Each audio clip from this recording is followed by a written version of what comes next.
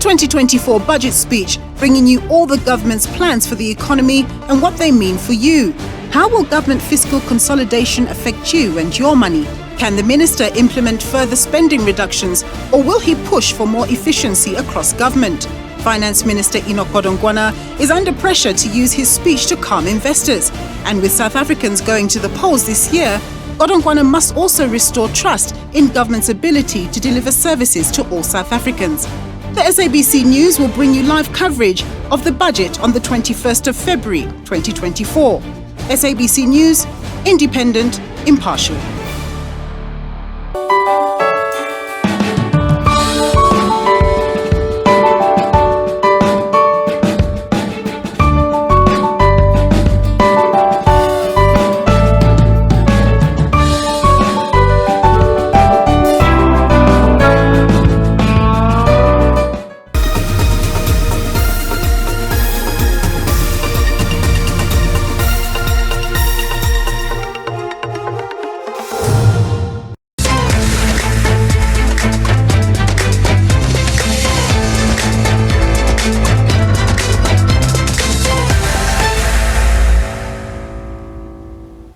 Welcome back, and yes, we are still counting down to the budget speech that's expected to happen at 2 p.m. and SABC News will be bringing that to you live. But I do have my colleagues Nompumelelo, Siziba, as well as Bulelani, Phillip in Cape Town, who are tracking the budget speech that also, a lot of people have been speaking about. Academia, fund managers and other economists have been talking about what they expect to see. But let's go back to Cape Town to hear what Nompu and Bulelani have to say. We're here in blazing Cape Town. It's just a few hours away before the Finance Minister Enoch Godongwana is to deliver that budget speech, much anticipated budget speech. Of course, he's in a very difficult situation. Revenue has been coming in behind expectations, and it's expected that there is going to be a revenue shortfall. There are many demands on the fiscus. Of course, we want to see what's going to happen in terms of the social relief of distress grant beyond this fiscal year. That's going to be continuing until the end of March 2025. But where is government going to get the money for that? NHI, we heard President Cyril Ramaphosa say that he's looking for a pen to sign that bill into law.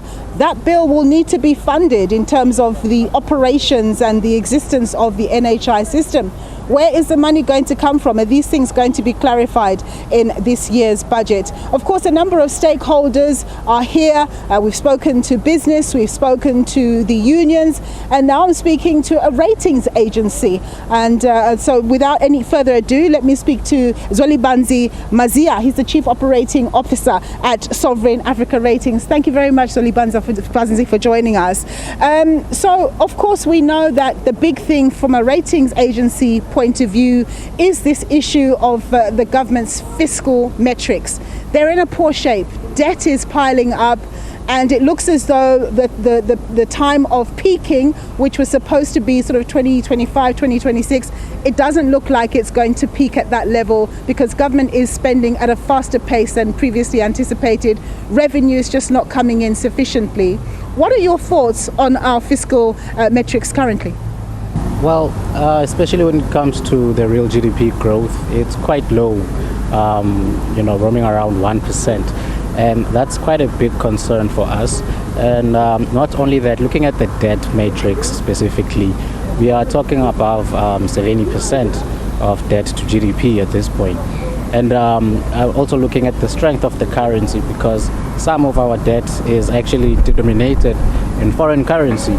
And looking at the strength of the rand, it actually puts more pressure on the government when it comes to the repayments of this debt. So these are the main issues that we are concerned with. And in addition to that, also when it comes to energy generation, as well as the logistics networks, specifically rail, as well as the ports, the conditions there really have to be sorted out. So these are the things that we are looking forward to hearing the minister address, especially as well as the tax, what will be done when it comes to the road accident fund, as well as the general levy on fuel as well. So we are quite concerned when it comes to increasing tax in general, income tax especially, as well as VAT, because from our projections, we actually think that if income tax is the one that's targeted, then we are looking at a 1% increase in income tax if they're focusing from the bracket of 500,000 going up, and maybe 0.5 on VAT. And looking at the growth rates at this point, increasing tax or even the fuel levy, it's actually it's a negative when it comes to our growth project. That's what I was going to say, that, you know, if there is an increase in personal income tax, that's going to be very negative for households. And of course, the household or the consumer base is very important for growth in GDP. Yes, no, that's very true. And also looking at the interest rates that households are actually dealing with at this point, adding a tax burden to that is actually quite disheartening for the community. So we know that you as Sovereign Ratings Africa, you kind of pride yourselves on being a ratings agency that is from Africa and has a sort of more nuanced view of the social and cultural issues that affect a society, that affect an economy. But of course, we know that markets world over really look at the big three, Moody's, S&P and Fitch, as to, you know, how they view an economy. If our fiscal metrics do turn out to be worse than anticipated in the midterm budget last year, and we see growth coming down and the fiscal metrics worsening, do you think that we may see further downgrades? And if we do, what sort of impact would that have on the cost of borrowing for South Africa, given that we're already in junk status anyway? Well, looking at the growth rates, because that's actually a variable that has been cited by all the rating agencies as a concern. However, currently all the credit ratings by the big three are stable. They did indicate that a continuous decline in the real GDP growth may lead to a downgrade. At this point, we foresee that they may downgrade the outlook instead of the rating itself. And I think because of where the rating is, it's already sub-investment or non-investment grade, meaning there's actually very little impact on the borrowing costs.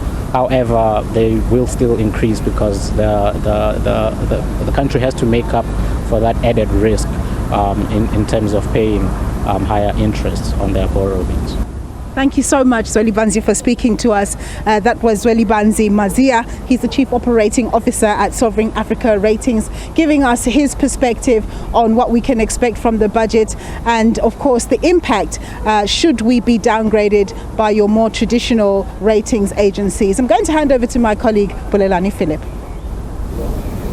Well, thank you so much, Nompu. With all the expectations that are upon the Finance Minister, we wonder whether he'll be able to actually fulfill those expectations. Of course, business, labor, and civil society are expecting a lot from the Finance Minister. And of course, on the political front, political parties also have their own expectations. Joining me now is the Deputy President of the IFP, Inkosi Mzamo Buthelezi. Good afternoon, sir, and thank you so much for your time. As the IFP, if you were in the position of the Finance Minister, what would be your focus area? In fact, first and foremost, I think I should say that we shouldn't be excited at all, as if anything will change. It doesn't matter what the minister says, as long as the ANC is at the helm of this country, we will never see our aspirations being fulfilled. If we were in his position as the IFP, we have put more focus on very important matters that will assist us to grow our economy. First and foremost, to stabilize the debt. Secondly, to make sure that we invest in areas that will secure current job and open new opportunities for millions of our people that are not working. Put more emphasis on infrastructure that will enhance our growth and stabilize what we call our state-owned entities. How do you do that? First and foremost, we make sure that we create more jobs, because by creating more jobs, we'll be eliminating people that are dependent on government. Because most of the time we are happy that so many millions of people are on the grants, which is not what it's supposed to be. We must be able to actually attract investors, create opportunities, and then remove people from being dependent on grant and use that money to actually subsidize small businesses, especially in rural areas, and make sure that we build infrastructure that will enable business to thrive. And just for the normal man in the street, Ugogo Dlamini, Ugogo Mufukenge, what can they get from out of this budget speech, particularly on the issue of the social security net? I think the expectation on that front is that government actually will continue to actually give those grants that is already given and increase them. But as I said, as the IFP, we should not be excited about that, because we can't create so much dependence on the state, because we know for a fact that our country does not have money. That will mean government must increase taxes, and the people that are paying taxes will be overburdened. That should only be the case under exceptional circumstances. In the main, people must be capacitated to be self-sufficient, to be able to provide for themselves. That's what the IFP believes in. Are you expecting tax increases? We don't. Because if you increase taxes, that means you're putting more burden on those that are already paying. We don't expect that as the IFP. We think that the taxes will remain where they are, but in the main, we make sure that we actually increase the net where we should be collecting from by bringing new people that will be paying tax through creating job opportunities.